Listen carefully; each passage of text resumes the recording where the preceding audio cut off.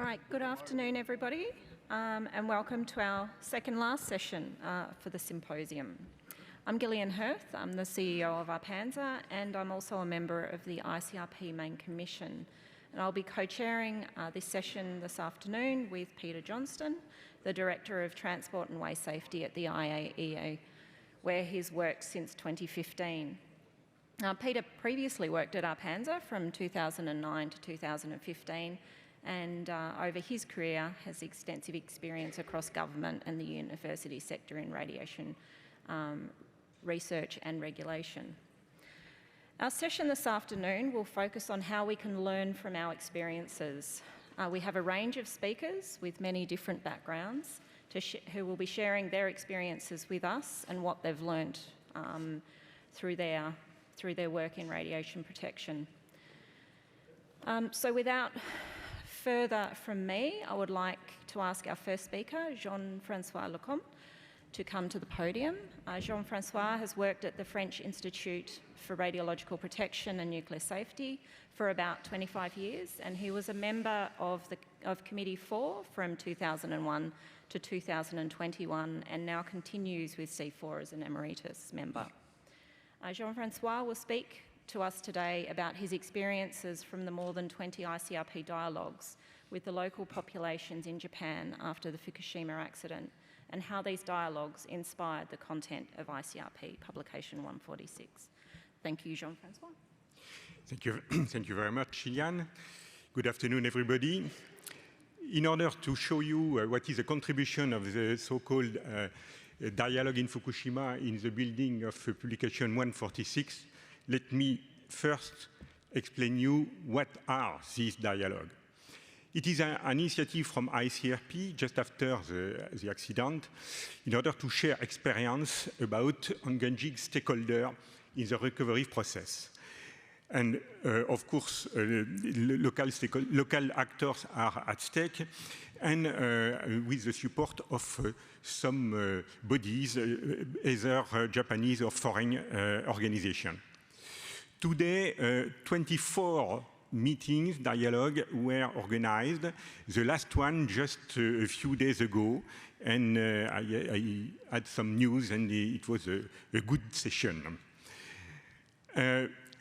We had mainly two series, first from 2011 to 2015, and the second one after. And between these two sessions, we organized an international workshop, and you can have the proceeding if you need. And now the dialogue are organized by a specific local association, which they name Fukushima Dialogue, and you have the website on the slide. How it works? There are meetings for 2 days, for the weekend, in fact. It is free for local people, and there are some invited participants, and notably those who have some experience in such situation, and notably Belarusians and Norwegians. There are also local and foreign observers, and the debates are facilitated by ICRP members. We try to use a common language. There is a simultaneous translation between English and Japanese. And for the specific part of the dialogue between a panel of citizens, we use a dialogue technique in order that everybody could speak and could react to what the other said. And at the end, there is a summary of the discussion by reporters, and then a general discussion, and all the meeting is recorded and is open through the website of the association. You can see one of the dialogue in July 2016. About what are these dialogues? It depends. Each dialogue has a theme, a particular theme. And as you can see, they are very diverse. It could be food, it could be children, it could be self-help action, it could be agriculture and fishery, and so on, or also the specific situation of a village. The last one, last week, was devoted to the future of Fukushima, seen by the next, the young generation. Okuma in March 2007. What are the lessons from this dialogue? There are several. The first one is the human dimension of a post-accident situation. An accident is a rupture. It is an eruption of radioactivity in the day-to-day life, and it is an unprecedented situation for those who live such a situation. Then the situation is very complex, and people are a lot of question and concern, and it's difficult to provide answer. The relationship between everyone and the other, or with the environment, is totally disrupted. And the accident provoke an important emotional and social impact, which challenge the well-being of everyone. The radiological aspect is, of course, at stake, but not only, and the radio protection could provide some answer, but not all the answer. And in Fukushima, like around Chernobyl, we have the same constatation of the frame of mind of the people. There is a loss of trust toward authorities and the experts. There is a strong concern about radiation, specifically about the children. There is a disintegration of the families, of the social ties, and so on. There is a discrimination of the area, of the product, and of the inhabitant of this area. And there is a feeling of helplessness, of loss of control of the situation, and of abandonment, and difficult to catch what would be the future in such situation. And some key values are at stake, and with difficulties is autonomy and dignity. The second type of lesson is the role of measurement. The radioactivity cannot be seen, cannot be smelled, cannot be tasted. And then the way to make radioactivity visible is to measure it. It is crucial. You could have monitoring of the environment, you could have measurement of the food product, you could have measurement of the people, either external dose with some dosimeter or internal dose with whole body counter. And then we are able to share the result, to compare between the different people, and to take informed decisions, to have new benchmarks related to the actual situation. And then it is a way to promote independence and to restore dignity and confidence. You can see some picture about measurement. Another lesson is the co-expertise process. What is it? It is something that now ICRP is recommending too, and it is a way in which the expert can work with the population and not only for the population. It means that we have to establish dialogues, then to engage affected people in measurement and to share the result, to identify and implement protective action, and to organize the vigilance for the long term and the implementation of local projects. It is a technique of expertise, two-way communication, and so on. Minami-sama in 2008. And the last series of lessons is the ethical dimension. In such a context, some ethical values are challenged, the well-being of individuals, the quality of living together, and then we need to restore that, to respect the people's decision, and so on. And for the experts themselves, there is some specific challenge, because they can be accused to force people to live in contaminated area, and then in facing that, we need to have to respect some key values such as accountability, to be engaged in the classical core values of the radiological protection system, to listen carefully the stakeholders, it is empathy, to share information, it is transparency, and to have a shared dialogue with stakeholders, and it is inclusiveness. IWACI in 2019. To finish, all what I said has been embarked in the publication 146, but some other key elements were shown through the dialogue. Notably, the timeline of the management of such a situation, the different phases of the accident, the psychological, health, societal, economic, and environmental consequences. It's better to catch that. The problem associated with the implementing of the principle of the system of protection, and also the implementation of the protective action, the lifting of the protective action, all these aspects, very crucial, very concrete, were challenged through the dialogues. Of course, the ethical dimension, I mentioned it, and all these lessons were integrated in the publication 146. Thank you very much for your attention.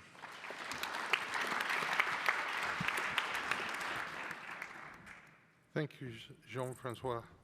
A very interesting discussion about assistance with practical human problems with recovery. So our next speaker is Toshikazu Suzuki, who's a senior scientific advisor to the Chiyoda Technology Corporation. He's more than 40 years experience, mainly in radiation measurements across the nuclear industry and research organizations in Japan. He's going to talk to us about in the 11th year of the accident at TEPCO's Fukushima Daiichi nuclear power station. Thank you, Chairman. I'm Suzuki. And let me explain about the actual status of the Fukushima Daiichi nuclear power station. And this bird-view photograph shows the actual Fukushima Daiichi nuclear power station. And this yellow zone shows unit 1, 2, 3, 4, and 5, and 6. And as you can see, a large area is devoted to contaminated water tanks and debris storage of these are the orange zone and pink zone here. And as for the environmental improvement, such as facing decontamination and removable contaminated materials, have reduced air dose rate throughout the premises. By 2020, 96% of the premises will no longer require full face mask. But still, highest air dose observed outside the reactor building in Fukushima Daiichi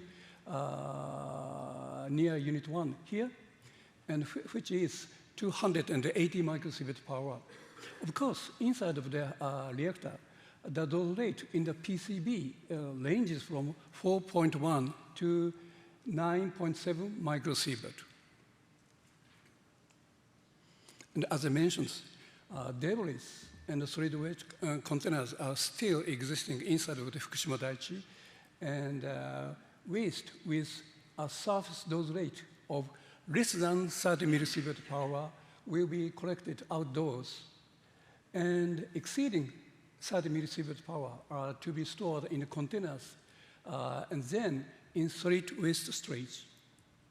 The number of these containers stored in the storage area is about 85,000, and with about 54,000 debris and 31,000 used for the protective clothes, such as the Tyvek suits. But it's extremely difficult to grasp all the contents of the containers because some of them have been there since immediately after the accident. currently, every day, approximately 150 tons of groundwater, which naturally runs from the mountainside to the ocean, flow into reactor building, and become newly contaminated water. So our three basic principles for water management is to remove water, remove the source of the water contamination, and redirect fresh water from contaminated areas, and retain contaminated water from leakage. However, in spite of this effort, as of April 2021, the number of contaminated water tanks is 1,047, and the volume of water stored in the tank is approximately 1.25 million cubic meter, mainly treated water, HTO. And tertiary average concentration of the water is approximately 620 kilobecquerel per liter. So the total amount of the tritium is about approximately 780 terabecquerel. In case of marine discharge, the tritium concentration at the time of discharge into the sea will be determined on the basis of our operational standard for the groundwater bypass and the sub-drain, which is 500 becquerel per liter. Here, Japan's regulation based on BSS is 60,000 becquerel per liter. And in case of the discharge of the treated water, we use the dilute release of the treated water. Intake of the seawater here, and mixing the treated water after the measurement of the concentration in here, and then discharge this diluted treated water to the sea using the approximately 1 kilometer of the undersea tunnel. As for the control zone in Fukushima Daiichi, we have three control zones. Red zone here, the area of Unit 1, 2, 3 reactor buildings, and Unit 1 to 4 turbine building, and surrounding buildings that hold stagnant waters. And this white zone, yellow zone, for working involving contamination, such as the handling concentrated salt water. And the other areas are the zone. And depend on the category of the zoning, we wear this kind of the equipment, protection equipment. As for the zone, just we are operating a general operating wear. On that, we put the EPD for gamma and beta, and glass batch of the Chiura technol for measurement of the gamma and beta. And this is a legal dose meter. And air concentration in the G zone is far below 2 by 10 minus 4 becquerel per cubic centimeter. So only the mask we use is the disposable dust mask, like a COVID-19. And if he moves from G zone to Y zone, it's necessary to wear on this wear we wear coverall, and wear also full face or half face mask, and then move from Y zone to G zone. Every worker must wear the unlock suits over this coverall, and also use full face mask. And sequentially, they replaced this full face mask with positive pressure electric fans to reduce wearing loads and to prevent leakage from the glasses. And from the viewpoint of the exit flow with awareness of internal intake, the boundary between the red zone and the yellow zone, there is R to Y equipment exchange here, changing place here. And also Y zone to G zone, also we have the G to Y equipment exchange area. And this way shows workers' exit flow. On the way of the exit, there are two checkpoints to measure the surface contamination here and here. And this access control building, near this access control building, there are the full body counters, and if necessary, we use full body counter here. And this is the analysis of the most radioactive samples since 2016. Of course, cesium-137 is the highest. Then strontium, yttrium-90, and antimony-125, and plutonium, americium. And these are uraniums. As you know, the specific activity of the uranium is very extremely low. So in spite of the huge amount of the existing of the uranium, the activity is very low. And this is air dose rate measured at the site boundary monitoring post. In Tefuka, Fukushima, there are 8 monitoring posts. And this indication is very stable, around 1 microsievert per hour. Yeah. And at the same monitoring post, we also measure the air concentration. And that value, at that time, there we measure alpha and beta measurement as for alpha dust, which is far below the detection limit. And mainly, we can detect the beta concentration from 10⁻⁶ to 10⁻⁵ becquerel per cc, becquerel per cubic centimeter.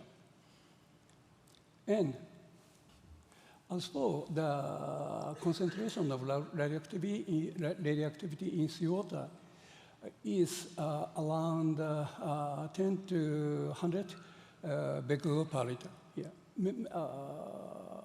This is total beta concentration. And concerning about the personal dose, this shows the change in external radiation dose from December 2011 to now. And this red line shows partner companies, and the blue line shows typical workers. And this dotted line shows 0.5 millisievert per month. And still, inside of the Fukushima Daiichi nuclear power plant, approximately 4,000 workers are working every day. Because of that reason, the collective effective dose nowadays is still about 20 millisievert. Of course, this is 1/5 of the 2014. And this is external radiation dose distribution for workers. 80% of them are below 1 millisievert, which is, the data came from the March in 2021. And unfortunately, there are much strontium yttrium existing inside of the Fukushima. So the cumulative equivalent dose distribution in the length is very, very important. So this distribution shows the equivalent dose, I dose. The maximum dose to length Y in 2021 was 70.1 millisievert. And as for internal exposure, no significant internal exposure has been observed since October 2011. Our recording level is 2 millisievert. Thank you very much.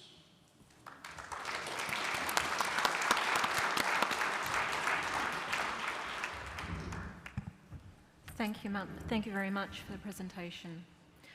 I would like to invite my co-chair, Peter Johnson, to give his views from the IAEA. The title of his presentation today will be the ICRP Publication 103, Recommendations and Translating Them to the BSS and thence to National Implementation. Thank you, Peter. Thanks, Gillian. So I think a lot of you will know this, but or a lot of this, but anyway, let's proceed. So the IAEA, as per its statute, establishes or adopts in consultation with other competent organs of the United Nations and specialised agencies concerned standards for standards of safety for the protection of the health and minimisation of damage to property, and provides for application of these standards. And that leads us to the pyramid that you can see on the left-hand side, which at the top of the pyramid has the safety fundamentals. Underneath that are the safety requirements, and then underneath that we have the safety guides. And many of you will be familiar with the wheel of safety standards of the agency, and highlighted is the standards related to radiation protection, and of course the most important one for our conversation today is General Safety Requirements Part 3, the International Basic Safety Standards, which is highlighted, and that's of course supported by a large number of safety guides. So the vision and status of the IAEA safety standards. The safety standards are designed to be the worldwide reference for nuclear and radiation safety. They're of course not binding on member states, but may be adopted by them. They are in fact binding on the IAEA's own activities, and they're actually binding on member states in relation to activities where member states are being assisted by the IAEA, and in project agreements where the IAEA is involved. And I'm sure many of you have seen this picture before. It indicates the relationship between UNSCEAR, ICRP and the IAEA. UNSCEAR's role is, of course, the analysis of the science and the generation of documents with the analysis of that science, which feeds into the ICRP recommendations, and that of course feeds into the IAEA standards, the fundamentals being a set of moral obligations, and the requirements documents, which are designed to be picked up by member states for incorporation into legislation. So the safety standards are in fact developed and reviewed by IAEA staff and international experts, but ultimately they're consensus documents where the consensus is the consensus of member states and international organisations. I apologise for the very small picture in the bottom right-hand side, but it's trying to show that there's a detailed step-by-step process for the development of the safety standards, which goes through initially a plan for the development of the document, a document development plan, and then a very detailed step-by-step process, which is known as the SPECS process, for the development of the safety standards, which involves member state comments at a couple of different stages in the development of the safety standards. And this is just demonstrating the same development steps in a different way, the basic scientific studies, going through the scientific evaluations, feeding into the ICRP recommendations, and then being built into the IAEA safety standards, and then feeding into national regulations and ultimately into implementation and practice. So, and of course, this drives the framework for applying radiation protection principles,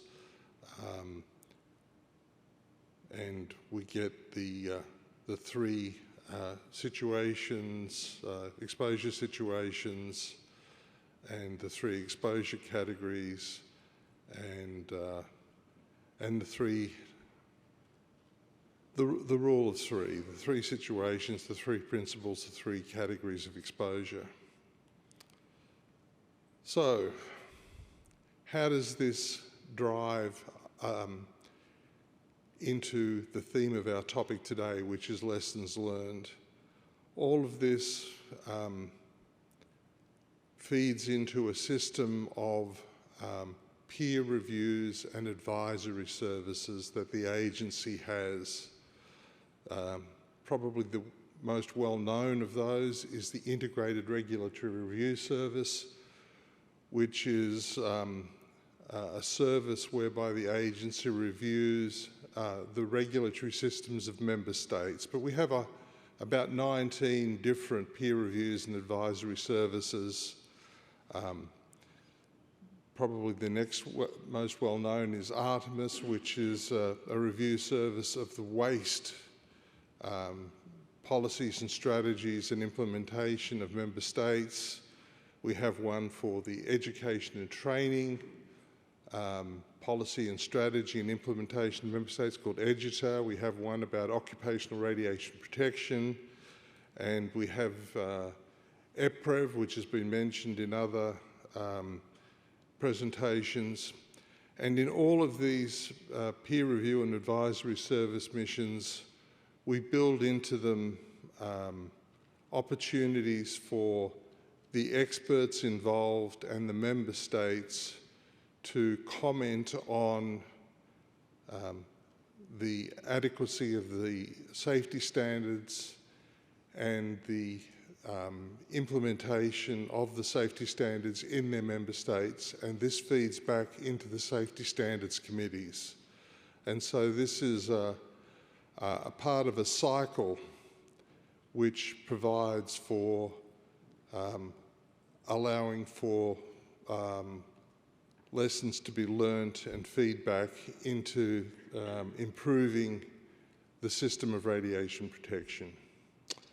And that is the message for today.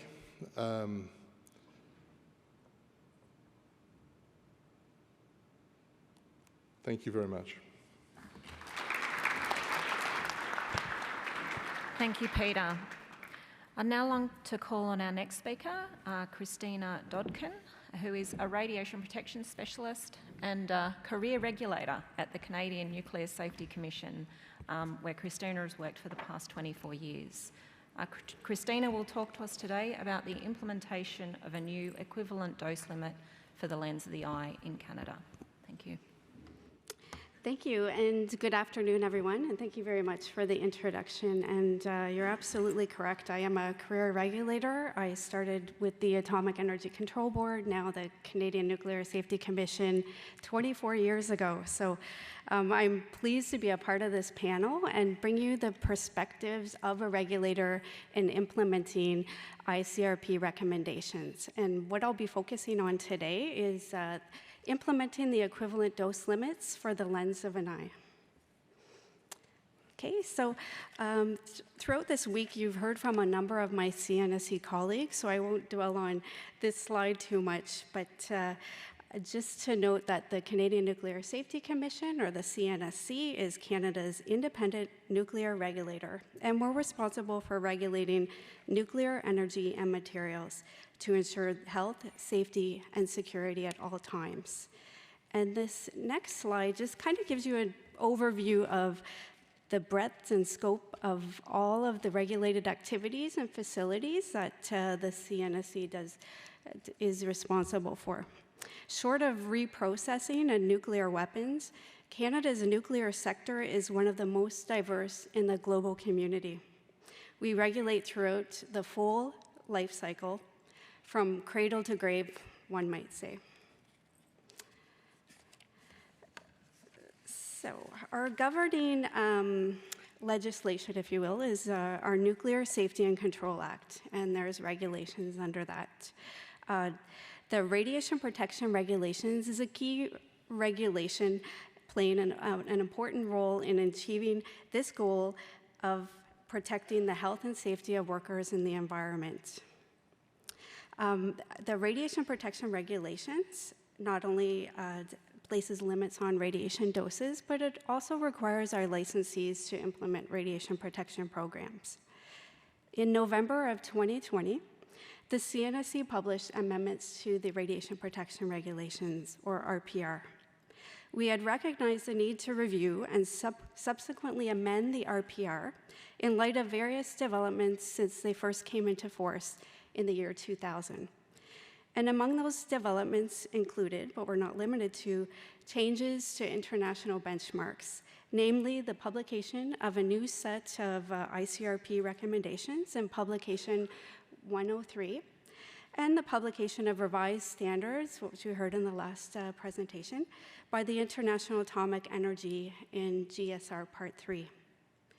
The RPR amendment project began back in 2012 and included the publication of a discussion paper outlining CNSC's intentions for amending the radiation protection regulations. And the CNSC uses discussion papers early on as part of our transparent consultation process. And it's used to solicit stakeholder feedback and comments on CNSC's intentions related to policies and approaches. So among the proposed RPR amendments outlined in the discussion paper was a reduction to the equivalent dose limit for the lens of an eye for nuclear energy workers, or NEWs. It was proposed to align with the ICRP's latest recommendations, which were published in Publication 118, where it was identified that there are some tissue reaction effects where the threshold dose is lower than previously considered. Therefore, the CNSC proposed to amend the RPR to enhance the protection of workers by reducing the potential for radiation-induced health consequences. That meant reducing the current dose limit for the lens of an eye for NEWs from 150 millisieverts to 50 millisieverts in a one-year dosimetry period, and introducing a new dose limit for the lens of an eye for an NEW of 100 millisieverts in a 5-year dosimetry period. Not only would this proposal align with the ICRP recommendations, it would also align with the existing CNSC effective dose limits for ease of implementation. However, the proposed amendments to the lens of an eye proved to be a significant challenge, and I'll elaborate this in the next few slides. The initial feedback from stakeholders on the proposed amendments to the dose limit for the lens of an eye for NEWs, outlined in the discussion paper, was clearly a critical issue. Stakeholder concerns listed on this slide are summarized, and I won't read them all, but just to point out a few that some concerns noted were technical issues, including the fact that there was currently no licensed CNSC eye dosimetry for measuring doses, and also that claims that the change in the dose limit is not warranted, considering that the health effect, cataracts, is regarded as easily treatable. CNSC published a summary of all the stakeholder feedback we received, including the proposal to amend the lens of the eye, in 2015 in a What We Heard report. Given the feedback received and the objective of enhancing protection to workers, the CNSC confirmed that we did plan to proceed with the amendment, recognizing that there was obviously a need for communication with stakeholders and licensees on the planned path forward to amend the dose limit for the lens of the eye.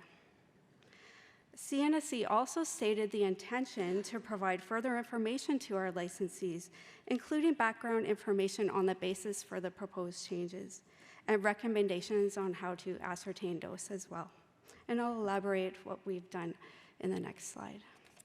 So this is just a quick overview to the path of amending the RPR, focus on the equivalent dose limit for the lens of the eye. So I've kind of brought us up to the activities to 2015. And as mentioned, we did identify a priority for additional communication and outreach activities with our stakeholders and licensees. So in 2016, we started by publishing a technical note, which provided background information on the science related to the lens of the eye and the proposal to lower the dose limit, and guidance for licensees in advance of the plan change. This was followed by a number of various outreach activities with licensees in order to provide additional information on CNSC expectations with respect to hazard assessment, and dose reduction measures. Further, in 2018 and 2019, we held webinars, and where we brought together independent experts to discuss topics related to radiation dose limits for the lens of the eye. The first two webinars were held in 2018 and were co-hosted with the Canadian Radiation Protection Association. And these webinars provided expert opinions and perspectives behind the scientific basis and implementation experience for the recommended dose limit for the lens of the eye. The third webinar was hosted by the Canadian Radiation Protection Association, and it focused on options for eye lens dosimetry. These activities led to the publication of the amended regulations in 2019, which was the first step in consultation, and then ultimately having the regulations come into force with publication in 2020. So what did the CNSC introduce into legislation? Well, following much consideration and analysis by CNSC staff, the one-year equivalent dose limit for the lens of an eye was amended from 150 millisieverts to 50 millisieverts for NEWs. However, a new equivalent dose limit for the lens of the eye for NEWs over a 5-year dosimetry period was not introduced. This approach allows for enhanced worker protection while adapting to the current Canadian situation. It addresses our stakeholder concerns, including those regarding impacts on worker employment, and provides industry and academia time to further research the science supporting the ICRP's recommendation to amend the lens of eye dose limit. It provides time for licensed dosimetry methods and regulatory guidance to be developed by the CNSC as it pertains to eye lens dosimetry. Finally, it provides time for practical implementation challenges to be addressed. Since the amendments came into force, CNSC staff have been very busy undertaking many activities to support implementation. And the first big step occurred in 2021 when the CNSC published 2 new radiation protection regulatory documents, which included guidance on methods for ascertaining lens of the eye doses and keeping lens of the eye doses as low as reasonably achievable. The CNSC has also been collaborating on research projects on lens of eye dosimetry through Canada's Federal Nuclear Science and Technology Program. The first phase of work, which is presented as an e-poster at this symposium, poster 72, was completed and published in the Journal of Radiological Protection, and it provides the current status of lens of eye dosimetry in Canada. And you heard from my colleague, Dr. Sala Jafal, earlier this week regarding the second phase of work, which addresses lens of the eye neutron dosimetry. There are additional activities investigating real-time eye lens dosimetry, which continues. I was also very privileged to have the opportunity to collaborate internationally, where I served as a chair of the OECD Nuclear Energy Agency's expert group on the dose limit for the lens of the eye, the EGDLE.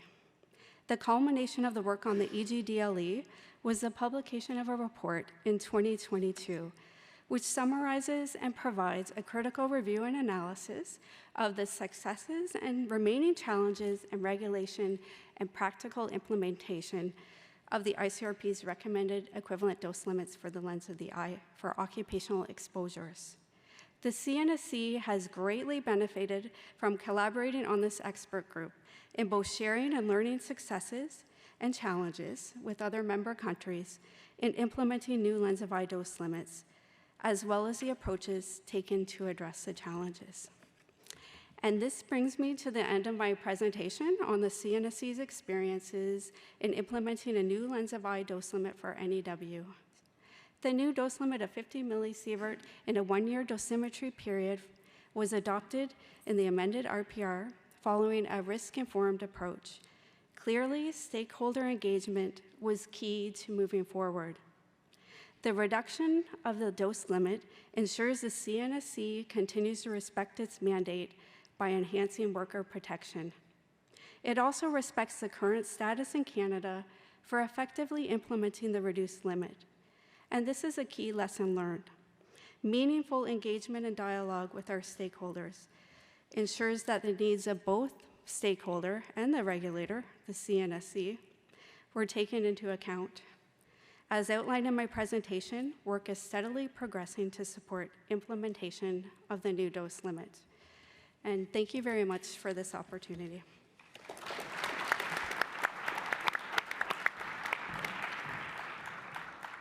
Thanks, Christina. Our next speaker is Frank Harris. Frank is the Chief Advisor, Radiation Governance and Product Stewardship for Rio Tinto. Rio Tinto is a global multi-commodity miner. For 35 years, Frank has been dealing with norm globally and in some of the most beautiful but difficult areas in our amazing world. So over to you, Frank. Thank you, Peter. Learning from experience, to me, means let's start off. We've got to look a little bit in the past. And about 15 years ago, I was invited to speak on norm on a joint IEA-RASC-WASC session. And I put up there a slide which was, to me, a defining slide of the current state of regulation in norm. And it was the three wise monkeys. This is my definition. For uranium mining, there were well-established systems. It was part of the nuclear fuel cycle and had always been covered, and there was extensive documentation around it. For other norm, the situation was far less clear. For mineral sands, oil and gas waste, there was reasonable recognition and systems in place. For other norms, it was a real case of see no norm, hear no norm, and whatever you do, definitely say no norm. It was really a case of that in the international world. However, the good news is there have been rapid changes in norm radiation protection activities. Since that time, there has been a real push for emphasis around norm. And this has been led in most ways by occupational exposure, where to a large degree, thanks to the IEA and their providing of individual industry guidance on norm, the realisation of its importance has become more prevalent. There's also been a technological shift. Things like portside gamma monitors are actually picking up norm on a daily basis being shipped, some of which was never discovered before. So we've suddenly got this monitoring approach, which is actually picking up norm as an international commodity. This has removed the deniability aspect, which was one of the key pillars of the three wise monkeys approach to regulation. So regulators are now much more prepared to adopt and bring norm into the regulatory activity. However, one of the questions I often get is, how big is the problem of norm? How much norm is out there? And a technical answer is a lot. A quick example of that, and this is a single port, I'm not going to give the name of the port because honestly I can't remember, which scans containers in their millions past gamma detectors. And what it works out is about between 1 and 1.5% of those containers actually set off the alarms.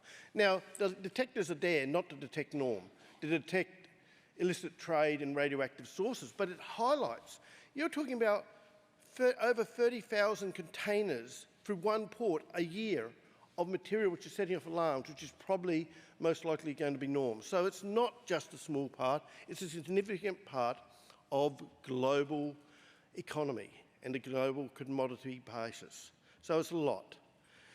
And this has unfortunately still led to a piecemeal approach to the various types and exposures of norm. So even with the rapid exchange, and has been a very large expansion of radiation protection systems appropriate to norm, there remain significant challenges and significant gaps. I'm not going to go through all of these. Unfortunately, time doesn't allow me. I would love to talk for a lot longer on this, but unfortunately can't. So I'm not going to cover them all, but I do want to talk about a couple of them. And one in particular, which I'm not going to cover separately, is that there is still a problem with standardisation of approach to norms between jurisdictions. A lot of my work is in countries which do not have as advanced regulatory approaches as Canada, Europe, America, Australia. And in those countries, trying to get any kind of regulation or consistency approach to norm is extremely difficult. But I'll go through a couple of them just to highlight what I'm saying. One of it is there is a rapid expansion of new industries and technologies. Anyone who follows the market at the moment will be aware one of the buzz terms is around rare earths and their requirement and restrictions around rare earths. Almost every rare earth feeder product is a norm and will have radiation associated with it. And so you've got this entire new area growing, being expanded, and there's really not much in the way of radiation protection expertise around it. And this covers in other radiation protection aspects. The experience around norm is often quite limited, lacking, or just not there at all.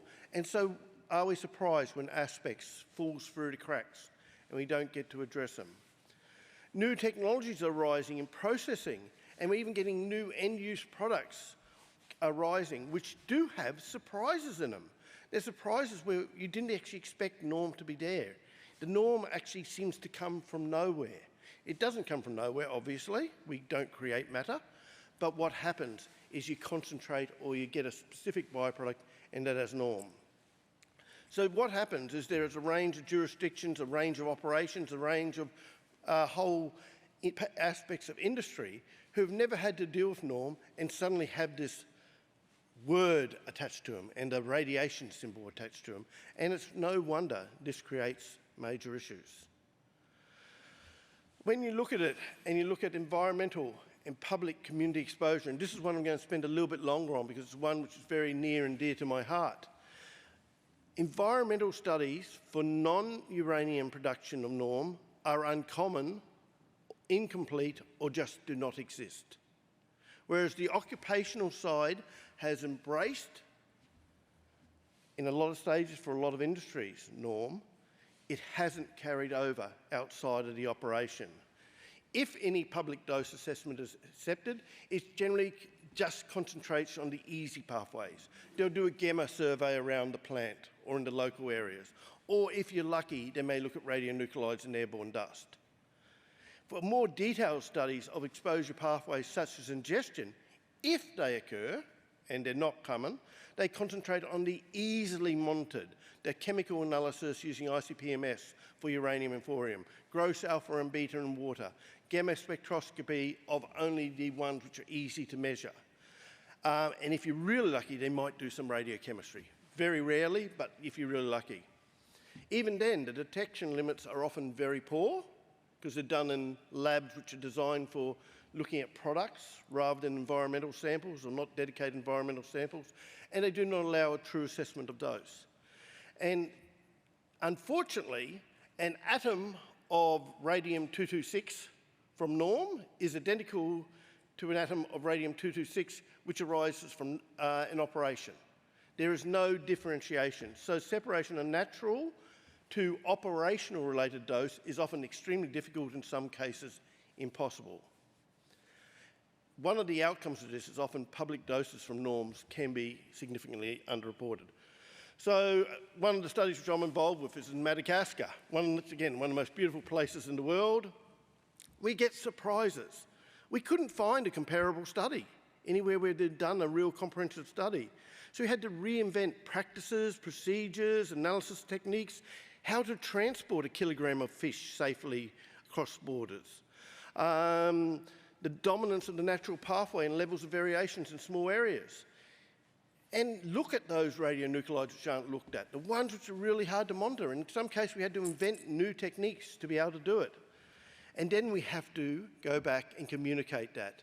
And this involves the whole fear economy around radiation and the aspects of that. So what does it look like?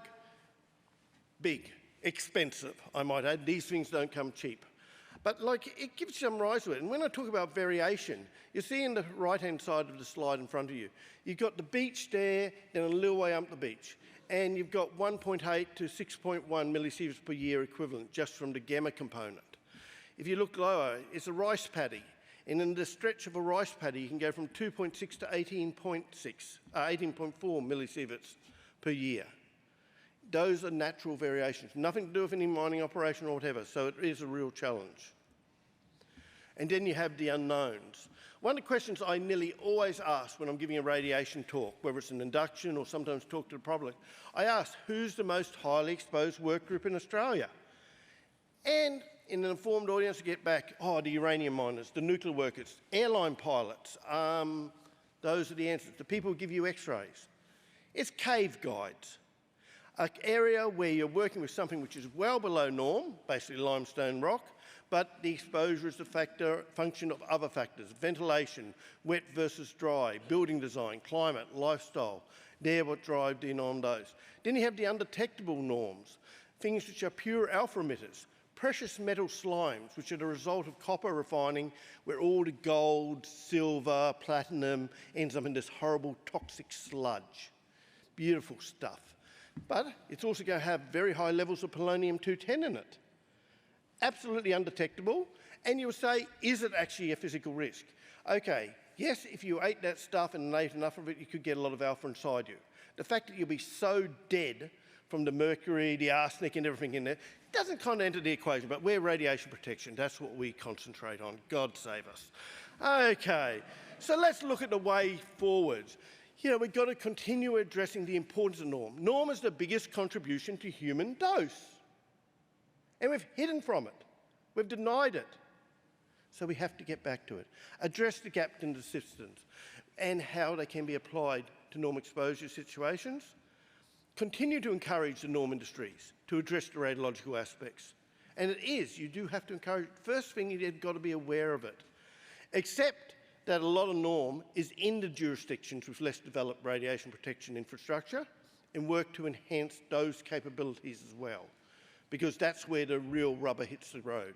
That's where the real doses are. And in that process, you prioritise and optimise and do what you can. So in conclusion, big bold letters, norm is important. I have said it, and I will continue to say it. And it's exciting. There's so much to do, so much to learn. It's still a relatively new field. I've been working in it for 35 years, and I still get surprised all the time. And I honestly believe the biggest advantages in practical radiation protection will come from the norm area, because that's where the doses are, and that's where the opportunities to drive them lower. So the challenge is real. It's growing. There is more utilisation of this material. So there are real opportunities for us to do good things in terms of real-term dose reduction and optimisation. I really stress that this is an area where all the community, including ICRP, have to start devoting their attention. Thank you.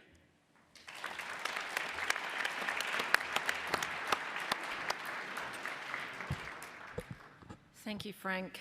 Always an animated presentation. I'd now like to ask Cameron Jeffries to come to the podium. Cameron currently works as a principal medical physicist at South Australian Medical Imaging, the Flinders Medical Centre in Adelaide. He has many years of experience across mining, medicine and radiation safety regulation. Cameron's the past president of ARPS and is currently on the Executive Council of IRPA.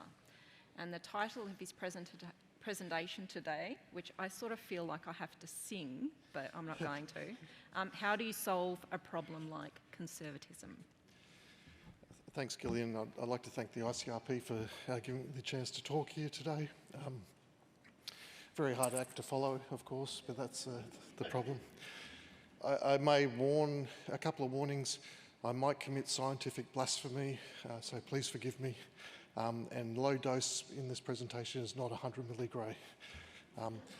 An advertisement for the Australasian Radiation Protection Society poster, 173. Please have a read.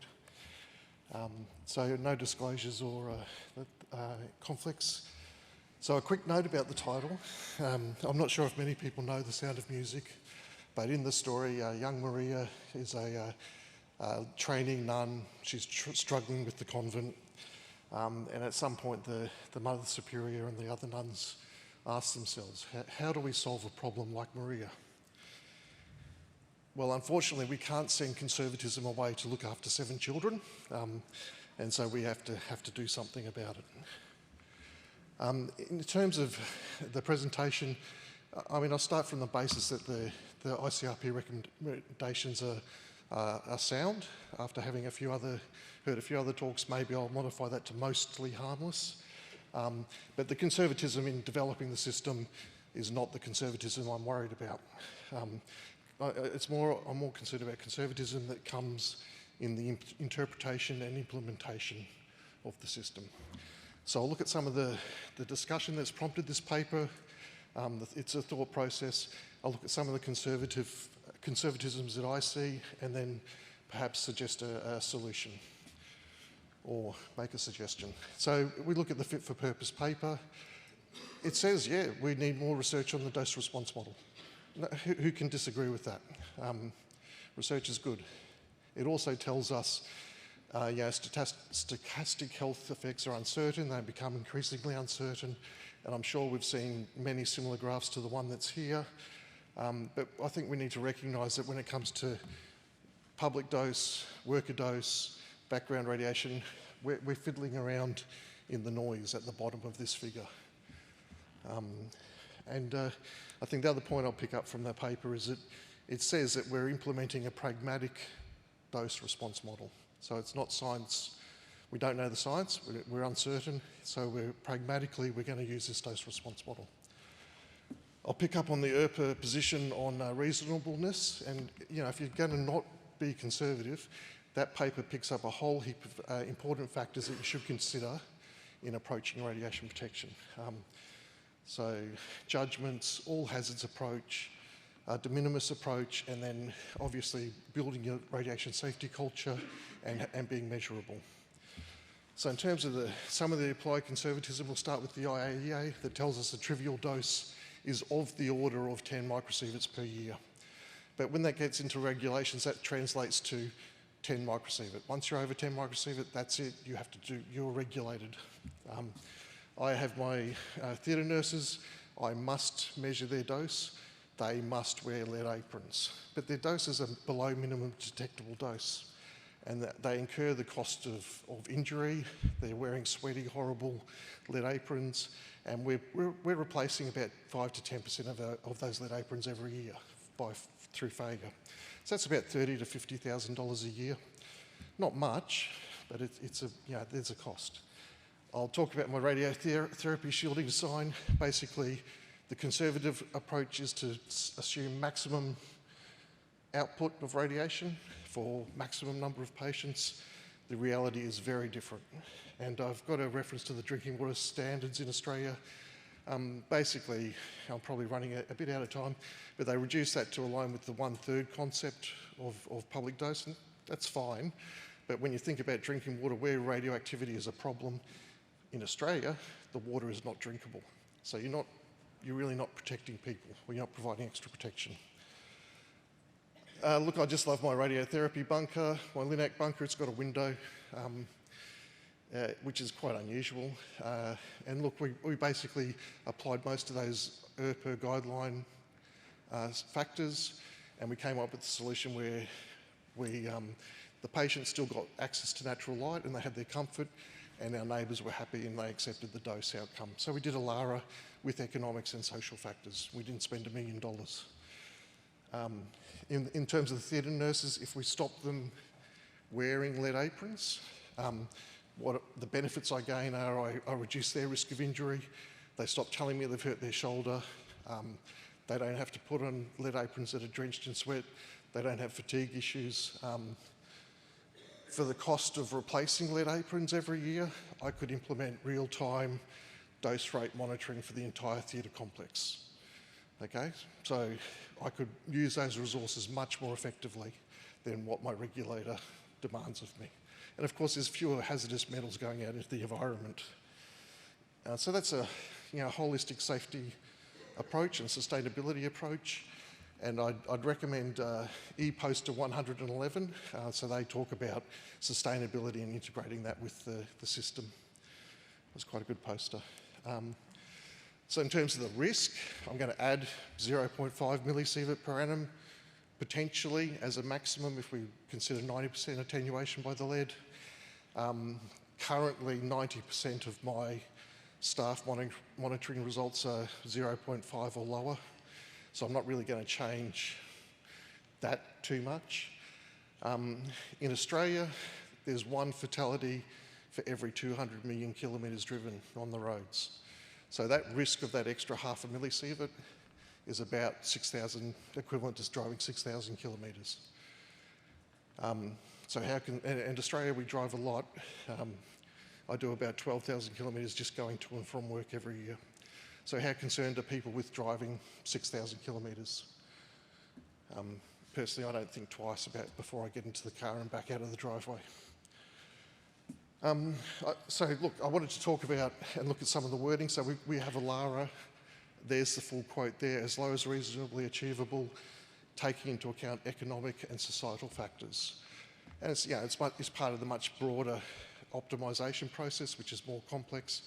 But this just really is simplified down in interpretation to a LARA, and people stop reading at the comma. They ignore the caveat for doing a LARA, and actually it goes further than that, and you get expectations and demands for zero dose. There's another ICRP draft out for comment at the moment. I haven't referenced it because it says don't reference me, but it talks about, it follows the same process. We're going to do optimisation by minimising patient dose, and while maintaining an adequate level of image quality, so that we talk about, we get a lower dose and we need to answer a clinical question. So does that wording encourage people to stop reading at the comma and just say, we just got to reduce patient dose no matter what? What about if we turn that around and say, imaging optimisation is about answering the clinical question while minimising dose, and we just change the focus onto getting the answer that we want to get and not on minimising dose. So look, a practitioner's suggestion, I've put this up there, a single photon may kill, apparently, according to our dose response model. There are bad actors out there who will use that to exaggerate radiation risk and create fear and try to have things shut down. I don't really believe that. And what people mostly ask me, is it safe? So they're not concerned about the science and the intricate details. They just want to know, is it safe? And so I have a discussion about, do you worry when you get into a car and drive somewhere? Do you think you're going to die in the 500 metres that it takes to get to the shops? So that level of concern there, we're not going to ignore that there is a radiation risk, but that level of concern perhaps is the level of concern that you should have about the radiation. So it's, I spend a lot of time talking to staff and having these discussions, and we've all heard about how to best communicate is by listening, so I spend a lot of time listening. So I wonder if the ICRP recommendations and the review can sort of emphasise the large uncertainty, make my life easier and set a safe level, and I'm sure we can set a safe level, and then really use that to encourage the use of a graded approach in regulations. So some regulators are very good, some regulators are not so good. Some regulators, I say we do a graded approach, but they don't. And I'll go a little bit further and say, and then looking at a graded approach, I think we have to recognise that at low doses, we may never measure a risk. So our Beau Lindell medalist told us 1 milligray, 60 million subjects. And there's been a bit of discussion, so I have a paper there, but I think, research is great, but we have to recognise that we may never measure a risk where in the area where we're trying to protect people. So is it time to have a science-informed, pragmatic dose threshold as part of our pragmatic dose response model? We might have to work on the acronym a bit, but there's a suggestion. And look, if we look at that, if we look at the current system, we have the public dose limit. I don't really have to do anything about the public dose limit. I don't have to tell the public that they're being exposed up to that level. I have to know that I'm not going over the level, but I don't, there's no real need for me to do too much. So is that already a pseudo threshold in the current system of radiation protection? It's certainly, if we look at background dose, on average 2 to 4 millisievert per annum. So again, if we're optimising below 1 millisievert, are we just protecting people within the error bars? Maybe this is something to think on. And then if we have that system there and we're really forcing or encouraging a graded approach based on risk, then I can go back to work and focus on the big risk that we have. And I sort of think that's one way to sort of simplify the system, bypass people simplifying it themselves and just picking on it LARA, and that'll help keep it fit for purpose. Thank you.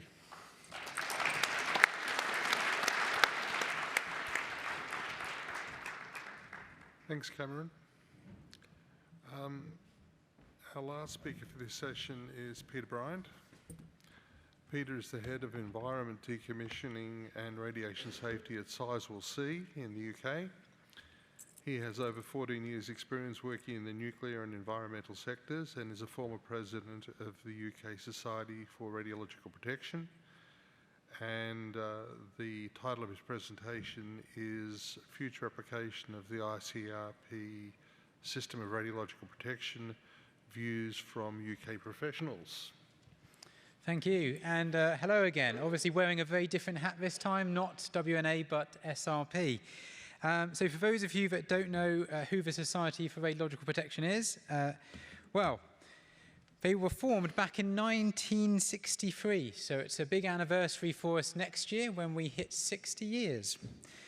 We have over 2,200 members and are one of the largest radiation protection professional bodies in the world. The Society offers a range of scientific meetings, conferences and workshops and has an active public outreach program reaching around 80,000 school kids per year.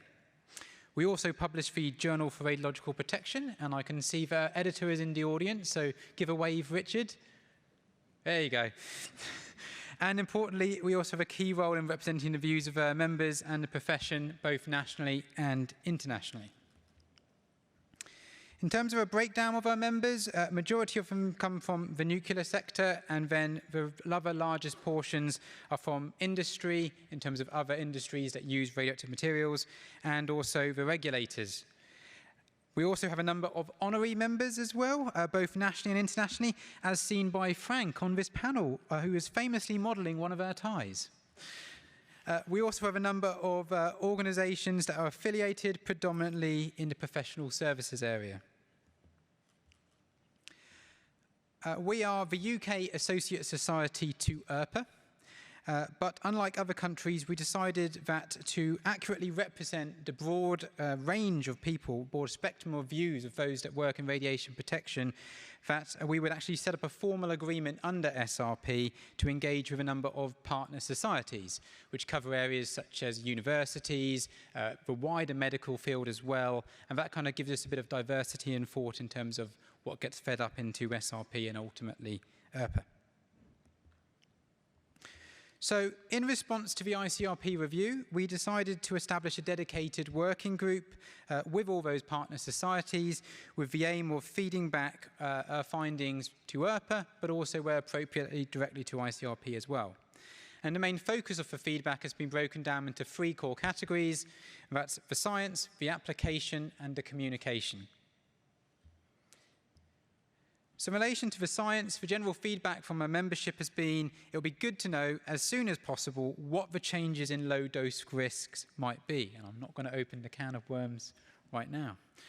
On dose quantities, there is a general acceptance, but at times slightly mixed views in relation to the proposals by ICRP Publication 147 and ICRU Report 95 on protection and operational quantities.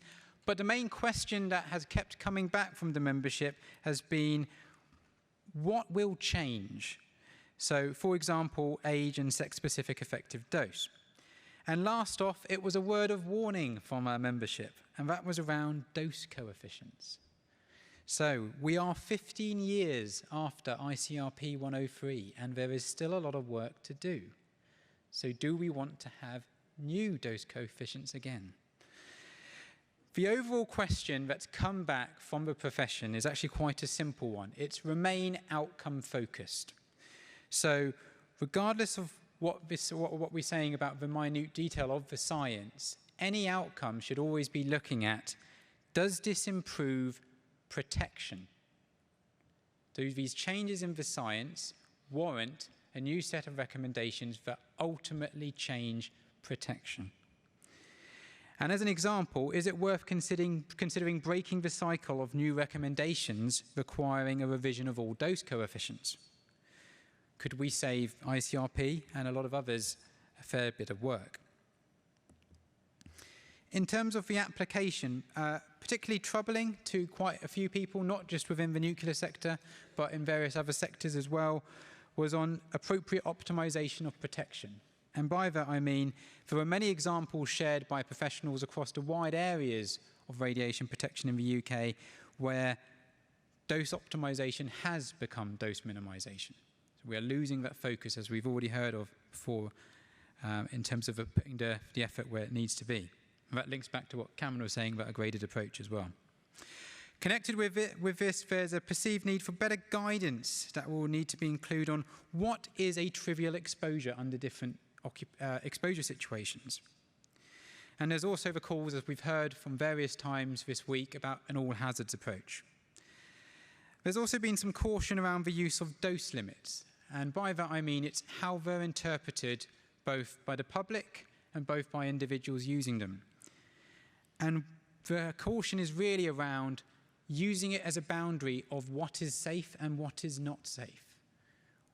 The second you do that, that can have certain consequences. And so there was general support actually from the membership around actually a paper published by Chris Clement et al. A while back on the principle of protection of the individual.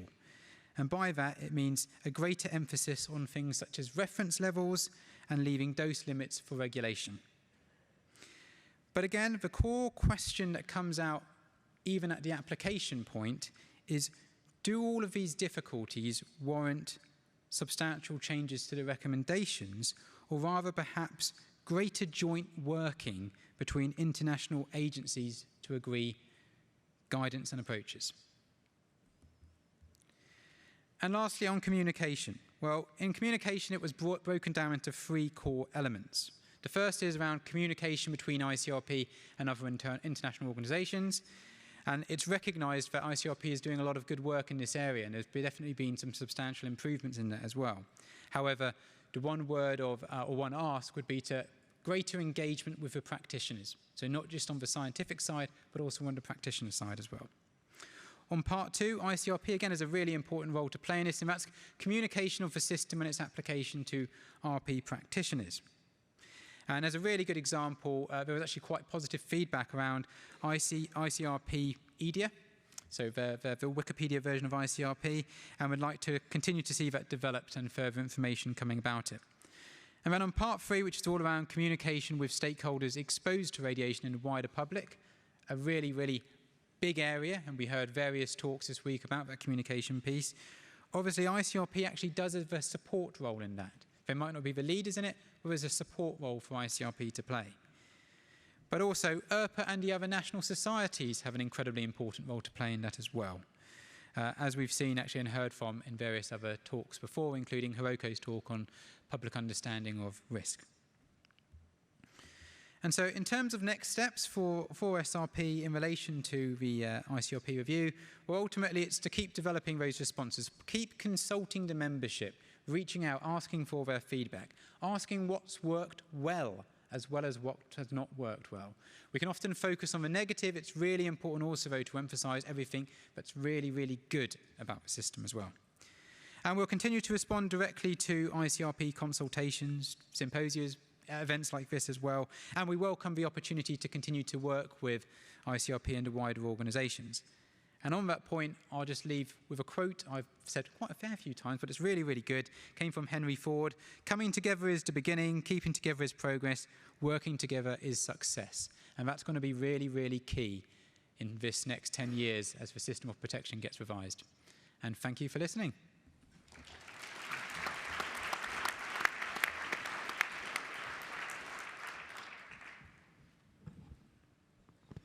So thanks, Peter, and thank you to all of our presenters this afternoon. Some really thought-provoking elements in all of your presentations. We have about 10 minutes, so I'd like to open the floor for questions. Either, I guess, yeah, if you want to direct questions to any of the presenters, please come up to the microphones and... Bonjour, my name is Manon Rouleau from Radiation Protection in Canada. My question is for Jean-François, if I may. The whole week we discussed about we mentioned communication and how poor we are at doing proper communication with public, with stakeholders, with patients, with everybody, and we have to listen better and actively. And in your talk, you talk about dialogue.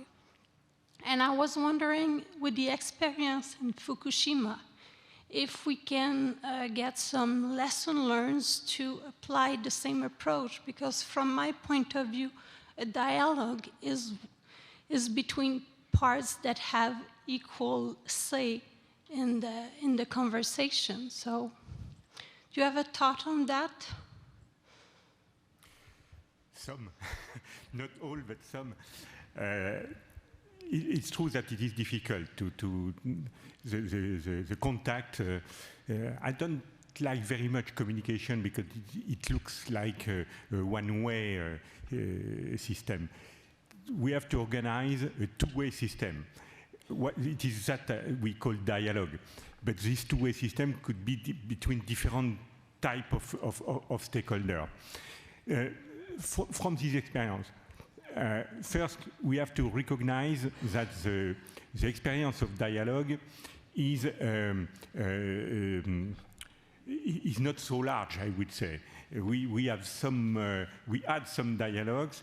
We know that similar types of dialogue do exist in other places, but it is not a general dialogue between the whole population affected and the authorities, the experts, and so on.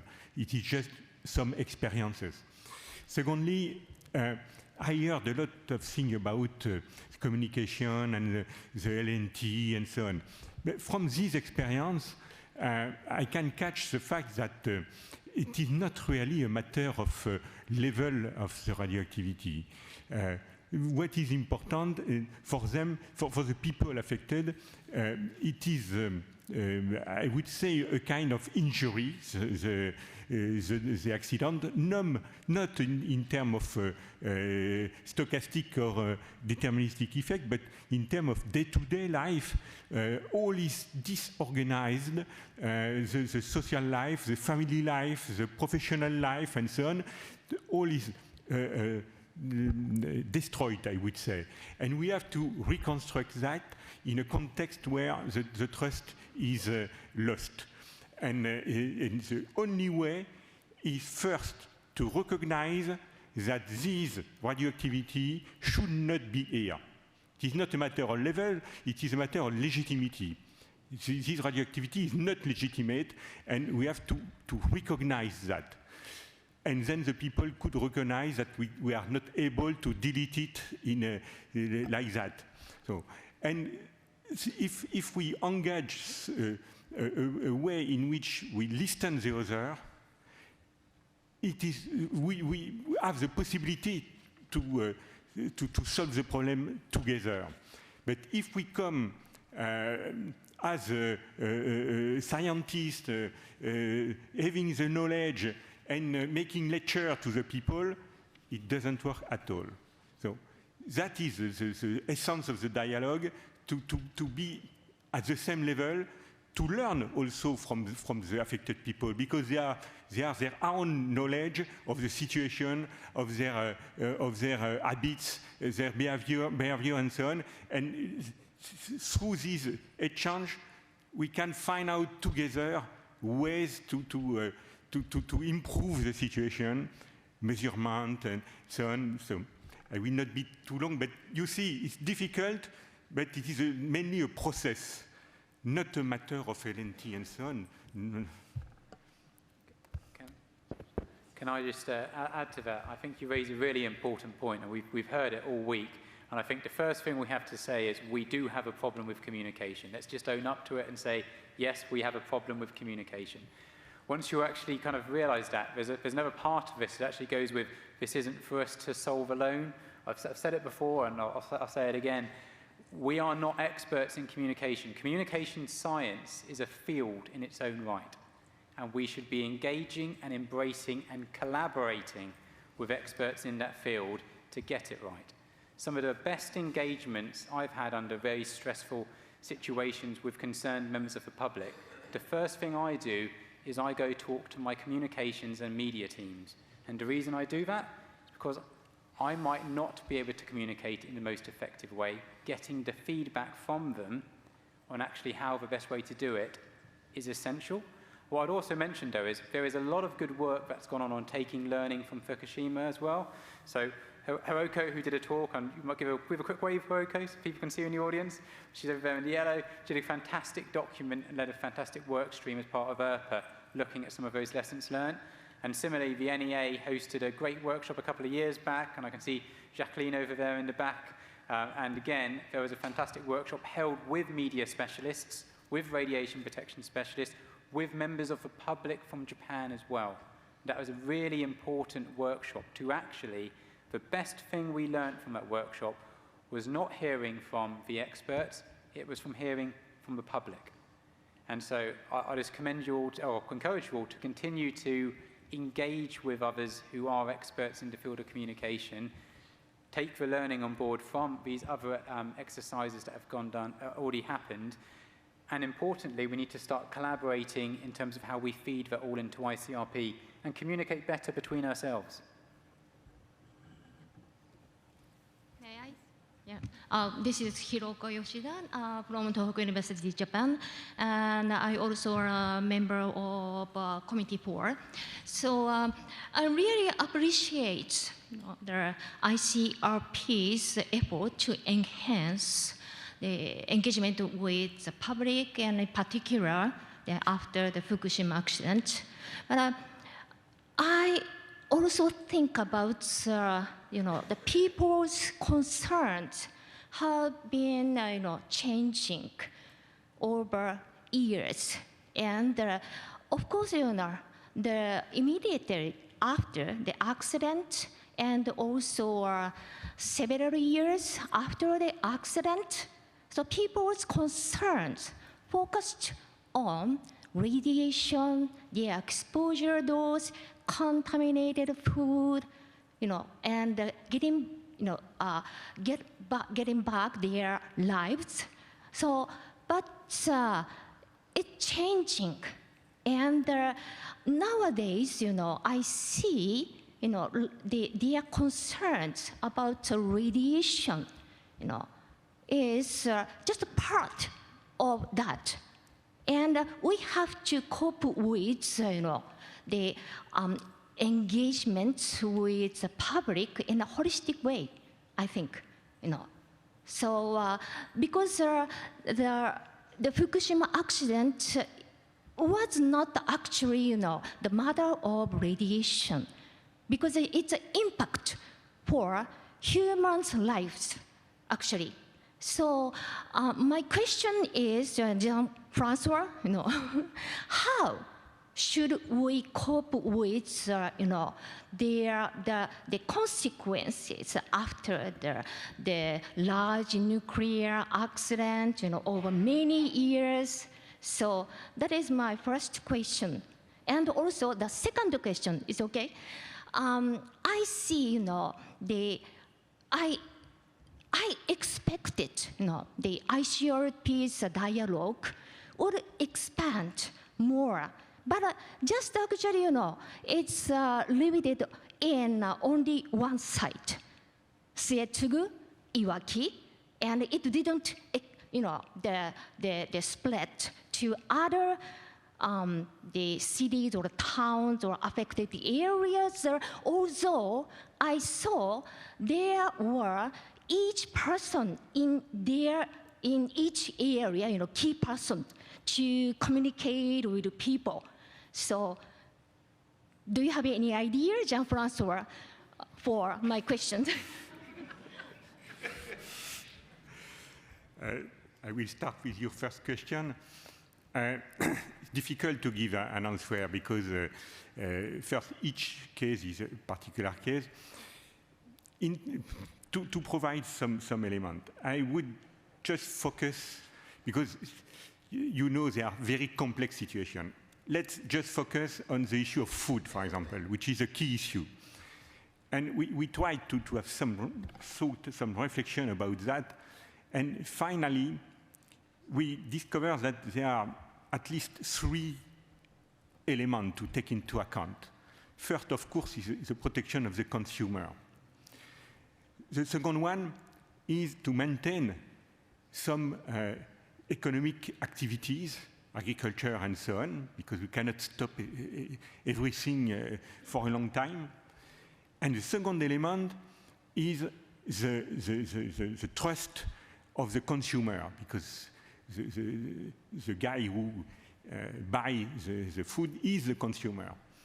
And the solution, I would say, I don't know if it is a solution, but the strategy should take into account these 3 components, knowing that there are some conflict of interest.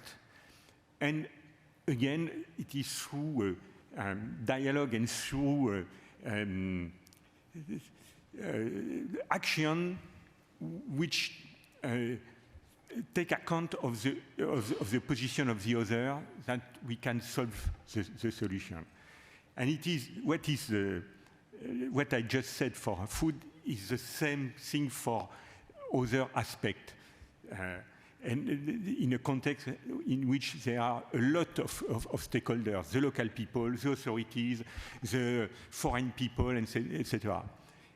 We have to find out these ways of organizing the project, local project, and so on, in order to solve these difference of interest.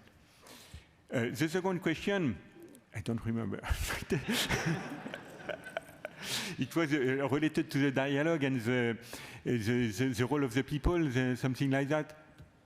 I think it was around the different locations. Different locations. Yes.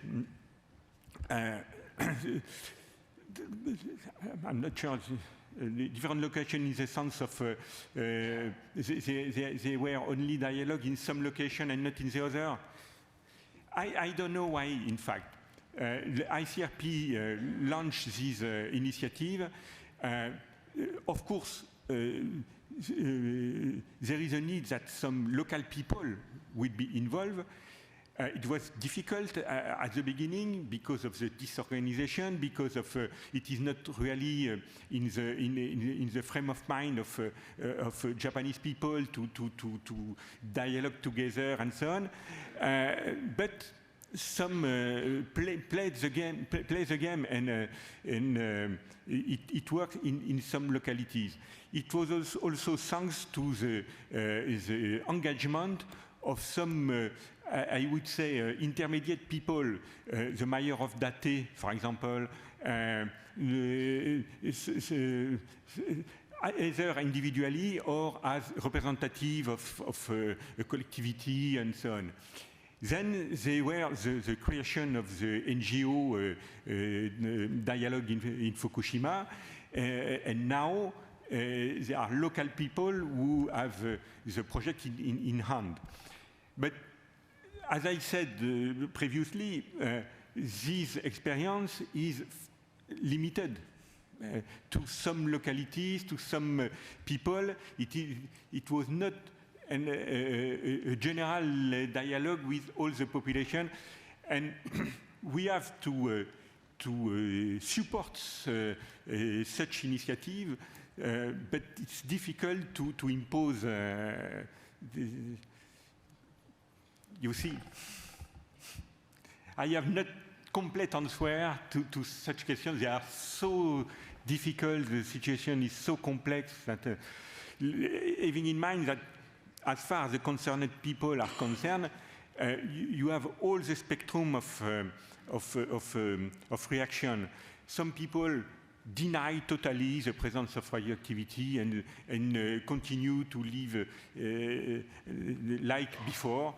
Others are totally afraid and go away and don't want to come back and so on. And between, there's the majority of people a little bit afraid, but trying to rebuild condition of living and working, decent condition of living and working. And it is a huge project. Okay, I think we're going to have to wrap up the session there. I'd like to thank all of our speakers. If I've taken anything out of this afternoon's session, I think really, communication and dialogue and consultation, and we need to get better at all of those things, but we also need to think about who we're communicating with, because the importance of consultation with our operators, and that for things like the iDose limit, and take the time to have good conversations and understand those issues. I think one other thing is, when we're looking at the review of the recommendations, if the science changes or something changes, the question, does it improve protection, has to be fundamentally answered in every change that we make, and I think, and explaining if it does or it doesn't, and if it's changed a little bit, but we're not going to change the level of protection, maybe we don't make the recommendation to change it. So I'll leave it there and let you all go for afternoon tea break, and then we'll be back at, I think, 4 o'clock for our final session. So thank you very much.